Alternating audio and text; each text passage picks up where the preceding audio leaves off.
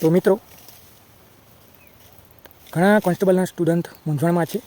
તો એમને ગીતામાં ભગવાન કૃષ્ણએ કીધેલી એક વાત કહું છું કે જ્યારે કંઈ પણ સમજ ના પડે ત્યારે સહી અને સાચા સમયનો વેઇટ કરવો જોઈએ.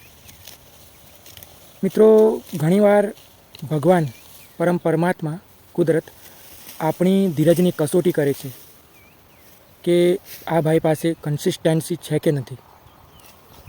એ અમુક સમય રાહ જોતો છે કે નથી જોતો, એની કુદરત પરમાત્મા આપણી કસોટી કરે છે. અને જે પણ આપણને આપવાનું છે એ તો આપવાનું જ છે અને આપણી મહેનતથી મળવાનું જ છે. બસ કેટલીક વાર કંઈ પણ સમજ ના પડે તો એ સહી અને સાચા સમયની રાહ જોવી પડે છે આપણે.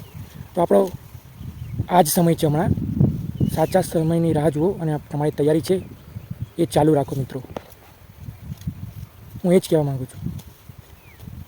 આપણી કસોટી ધીરજની થાય, માણસની પણ થાય છે, પણ આપણા ધીરજની પણ કસોટી થાય છે. પેશન્સ. મિત્રો, મારી આ વાત પર વિચાર જરૂર કરજો.